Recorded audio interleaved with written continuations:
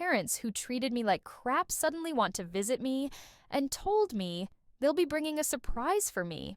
As well, I told them to keep the surprise to themselves because I moved states 2 years ago and I never want to meet them. Again, growing up, always felt like a burden rather than a child. My parents actually wanted my father a corporate lawyer in his mids and my mother a real estate agent. And her early S were far more invested in maintaining their upper middle class image than actually being parents. They had me relatively young, and it often seemed like my existence was more of an inconvenience to their lifestyle than anything else. House and our family appearances were everything. My parents liked to project this image of success and stability, but behind closed doors, things were very different. While I didn't realize it as a kid, I know now that they treated me less like a daughter and more like an unpaid helper. Any achievements or dreams I had were either ignored or belittled. I'd bring home good grades or get awards, only to have them brush it off saying, "It's not a big deal. You're supposed to do well over time." It became clear that my value in their eyes depended on how I could either uphold their image or reduce their burden, but things really escalated. When I was in my last year of high school, out of nowhere, my mom lost her job. She never gave me a clear explanation of what happened, so I still don't know if she was let go or quit voluntarily, but she stopped working entirely around the same time. My dad was fired from the law firm he'd been with for years, losing both incomes there once. Perfect life started crumbling. They were struggling to keep up with the mortgage payments, bills, and all the other costs they'd been accustomed to affording easily. Suddenly, all their pent-up frustration, desperation, and financial instability were directed straight at me. I had been working hard in school, balancing my studies with a part-time job so I could save up for college and contribute to my own expenses eventually. Earned a scholarship that would cover most of my tuition, a huge relief given my parents' financial situation. But when I shared the news with them, expecting at least a small sense of pride or encouragement, all I got were questions about how that scholarship money could be useful to the family.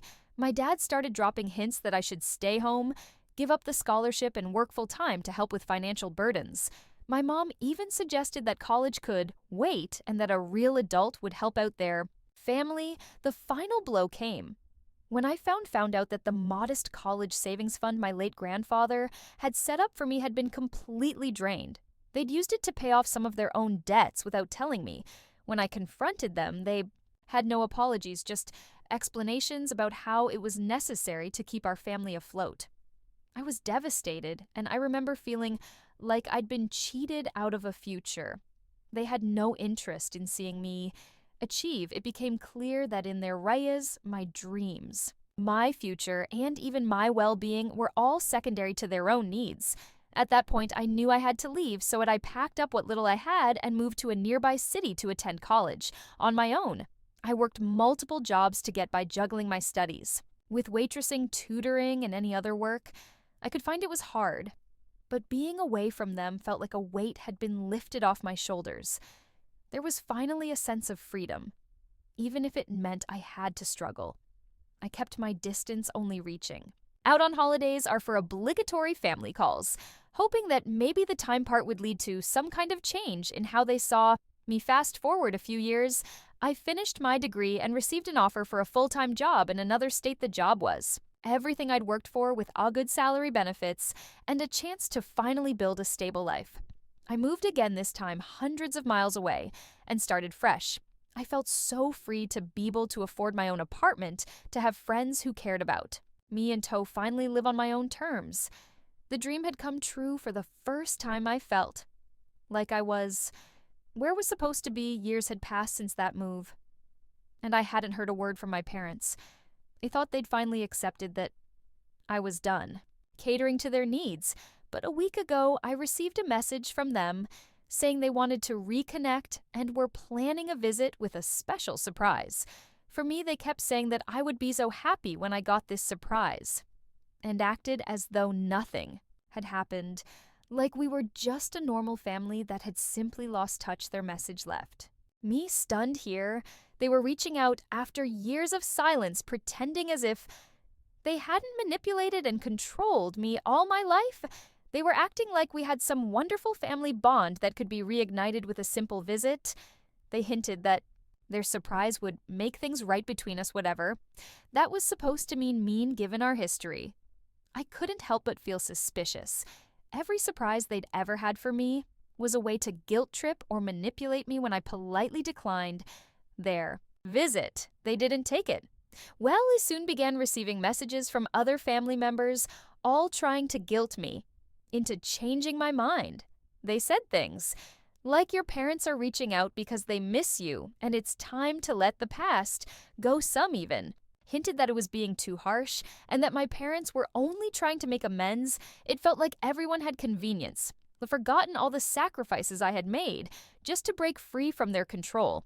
The guilt tripping continued with messages suggesting that family is family no matter what, and that everybody deserves a second chance, but after everything I'd been through, did I really owe them the chance I spent years carrying the weight of their mistakes, sacrificing my peace, my savings, and my dreams to help them maintain their perfect image?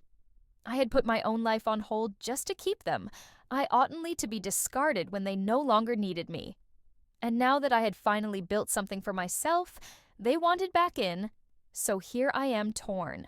Between the family I was born into and the life I have fought to create on my own, pardon me wonders if I'm wrong for wanting to keep my distance, for finally choosing myself, or over the people who only saw me as a means to their own ends. I know what my parents are capable of, and I know that this surprise is likely just another way to manipulate me. But I also can't shake the feeling of guilt they've instilled in me, the feeling that maybe I owe them something just because my parents read it. Am I in the wrong for wanting to be free after everything my parents put me through? Am I wrong for refusing to let them back in when I finally have a chance to live on my own terms? Update one first. I want to thank everyone for the outpouring of support, comments, messages. It's overwhelming in the best way possible to hear from so many people who have been through similar situations and to receive advice from those who understand how hard it can be to set boundaries with family. Reading through all of your experiences has really helped me gain clarity about my own. Many of you pointed out something I'd missed. Initially, that my parents' whole approach to reconciling by showing up on an unannounced and dangling a surprise in front of me, especially a financial one, proves they still don't understand the impact of their behavior. If anything, it seems they still think of me as someone they can control or appease with money. Instead of addressing the root issues, after posting the main story, things actually escalated on their own. Yesterday morning, I got a call from my aunt, my mother's sister, who has always been more of a bystander than a supporter, but occasionally reaches out to give family advice she didn't waste, anytime asking me why I'd refused to let my parents visit, or what was going on. Apparently, my parents had confided in her about their plans, including this, surprised. They were so eager to spring on me, according to my aunt. My parents have supposedly been seeing a family therapist for the past year, they told her. They'd been reflecting on how they treated me in the past and had come to realize their mistakes. The surprise they'd been planning was according to my aunt, a trust fund they'd set up in my name using some of their savings, as an apology and as a way to make things right. They believed this gesture could mend our relationship and that it would show me they were committed to change. Hearing about the trust fund just confused on one hand the fact that they'd saved up to create something they thought would benefit me, felt like an acknowledgement of some sort.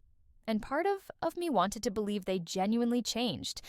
But then, as I thought more about it, I felt frustrated that their so-called reconciliation plan still revolved around money and grand gestures. The exact things that created the distance between us in the first place. It felt like they were trying to buy my forgiveness, rather than work on their relationship through open communication and respect. After hearing my aunt's story, I decided it was time to address this directly. I sat down yesterday evening and wrote a long email to my parents laying everything out. I thanked them for the effort they claim to have put into therapy and acknowledged that it's a big step if they're really taking responsibility for the way they treated me, But I also explained that surprising me with a visit and using a financial gesture as a means of apology wasn't the right way to start rebuilding our relationship. I told them bluntly that if they were serious about moving forward, it needed to start with respect for my boundaries and a willingness to communicate directly about what happened, not by trying to buy forgiveness in the mail. I was very clear that I wouldn't be accepting any visits or meetings unless we first establish some ground rules. I suggested we start with regular phone calls or messages where we could both gradually build trust and discuss past issues in a way that feels safe form. I explained that rebuilding our relationship would take time and that it needed to see sustained change, not just a one-time gift or gesture. I even mentioned that if their therapy is truly helping, they should know that reconciliation takes work, not just money or big surprises after hitting sand. I felt a huge wave of relief for the first time in a long time. It felt like I was setting the terms of how this would go. The next morning, I received a response from my parents, and it was a lot. They were polite at first, saying they appreciated my honesty and were open to following my lead if it meant fixing things. But then as the email went on, it was clear they were already backpedaling. My mother wrote paragraphs about how fam shouldn't need rules or formal boundaries, and that if I truly wanted to make amends, I should have been more willing to let them visit and talk in person. My father's part was more straightforward. He felt hurt that I rejected their gift, saying it took them lot of effort, and that he felt disrespected by my refusal to accept their attempt at reconciliation. It felt like they were shifting the blame on Toom, implying that by setting boundaries, I was the one refusing to reconcile, as if that wasn't enough. My mother also included a line about how I've always been independent to a fault which stung. I realized then that they hadn't really changed. They were still framing everything as my fault. My inability to be family-oriented or forgiving enough, reading through it felt like another slap in the face, as if they were ignoring everything I'd shared about my struggles, and still twisting it to make me seem ungrateful.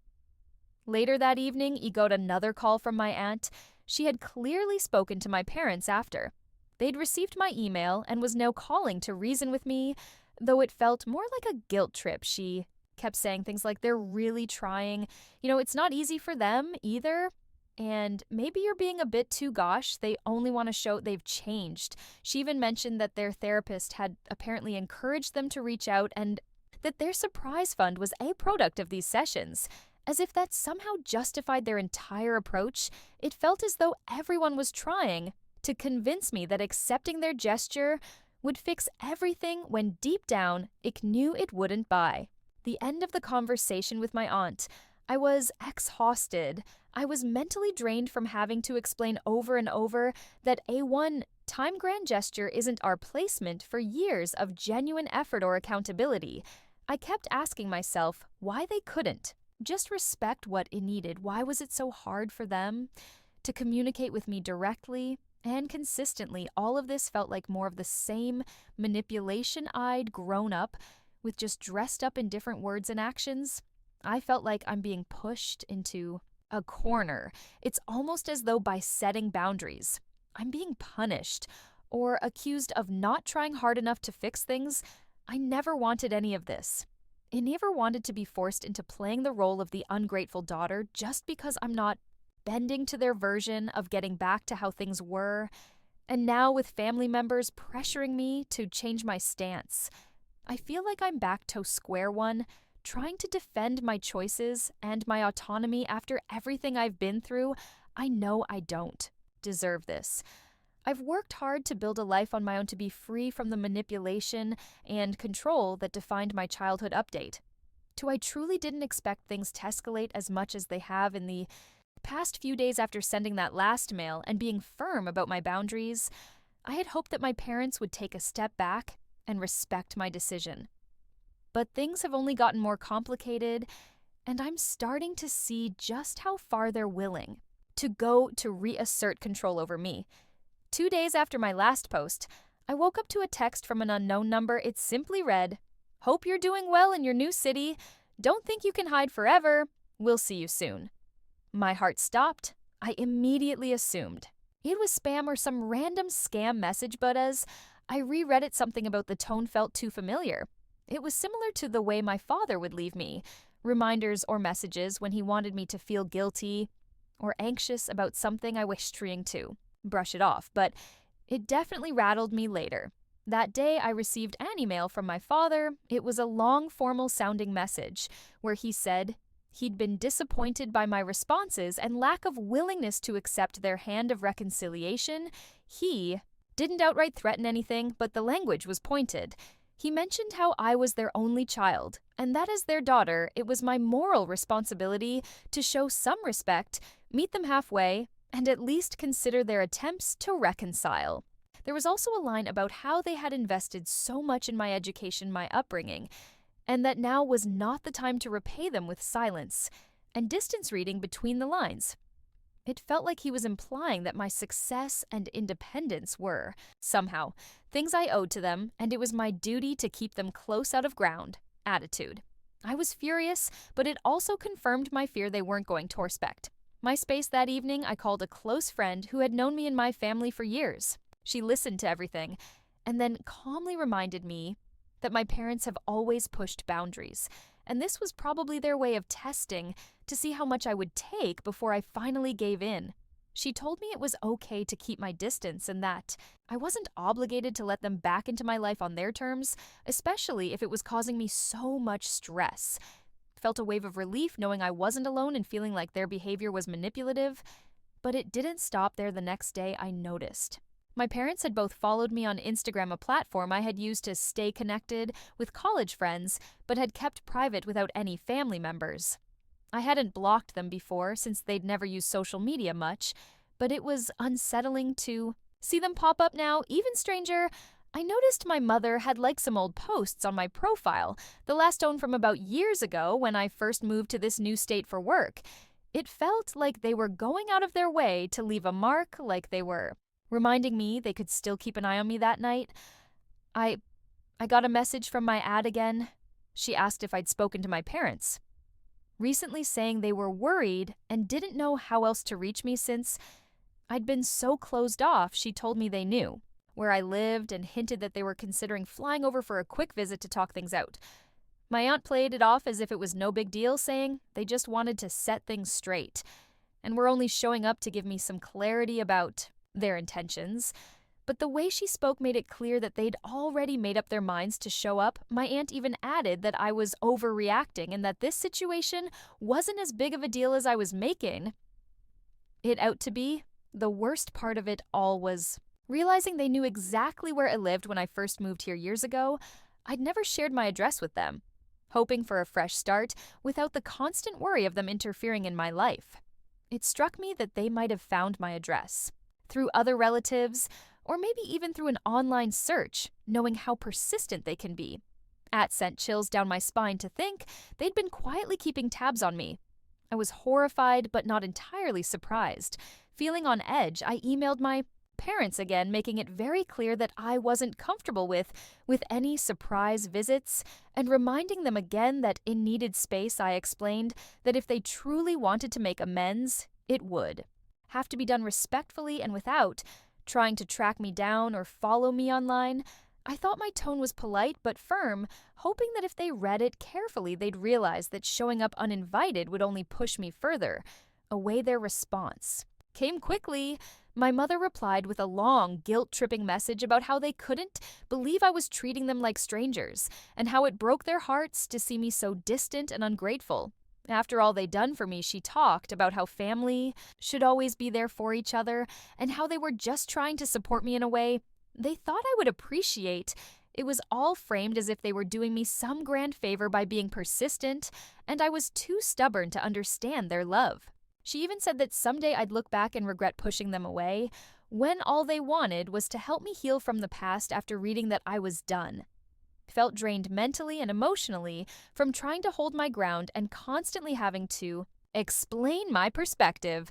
I took a few hours to collect myself and then sent one final message firmly stating that if they showed up at my home uninvited, I would call the police. I made it very clear that I was serious, that this wasn't a negotiation, and that if they truly respected me, They would back off and allow me to live my life without interference. The next day, I heard from a cousin on my father's side who rarely ever calls me she heard through the grapevine that I'd threatened my parents with. Police act, and she wanted to know what was going on at this point. I felt like my life had become some kind of twisted family soap opera, with everyone getting involved and throwing their opinions at me. My cousin kept saying things like, "Your parents have been through so much, and isn't there a way to work this out peacefully?" I almost couldn't believe what I was hearing. It felt like they were all reading from the same script, trying to guilt me into complying with whatever narrative my parents had. Spun for them in a moment of desperation, I ended up going through my social media profiles and adjusting all my privacy settings, even going so far as to block certain family members who had shown an interest in meddling. I also decided to get a P.O. box for any future mail because it dawned on me that they might start sending letters to my home address if I content to resist their attempts to contact me. One last thing happened yesterday that solidified my decision to keep my boundaries strong. I got a notification from my apartment's management office saying there was a visitor asking to confirm if I lived there. Thankfully, the staff member at the desk didn't give them any information, but the description sounded eerily like my father. I felt my heart race. As I realized just how far they were willing to go, it was as if they thought if they just showed up, they could break through my defenses and convince me to let them back in. So here I am now, still standing my ground, but feeling a mix of exhaustion and fear. I spent years building my independence and learning how to stand up for myself, but this entire ordeal has made me question just how much strength I have left to keep fighting them. Off part of me feels Asmal, pang of guilt, wondering if they'll ever truly understand why I need this space, or if they're genuinely just lost in their own perspective. But then I remember the years of manipulation, the emotional blackmail, and the constant reminder that my life was never fully my own around them. Update 3. Hello, people. It's been almost a month since everything escalated, and thankfully a lot has happened since. I have some good news. It's given me a bit of peace. My boyfriend and I decided it was time to move into a new place.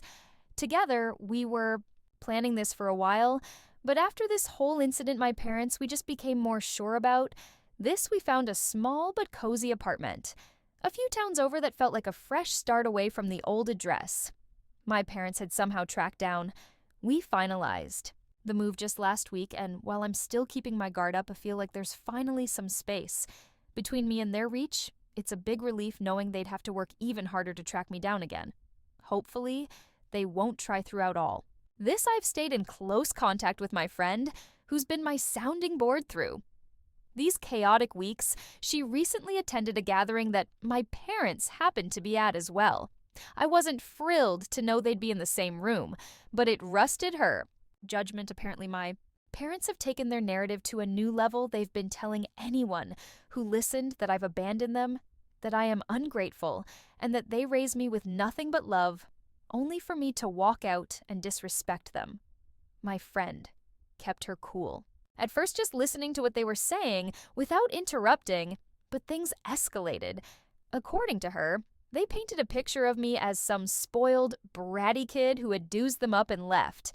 Once I didn't need them anymore, they spoke about my disrespect for family values and how heartbroken they were by my refusal to forgive them. My mother apparently even went so far as to talk about all the things they had supposedly sacrificed for me growing up, spinning it as if I turned my back on my duties to them. I was absolutely disgusted to heart. Everything they were saying was so twisted, such a warped view of reality. I'd lived through it.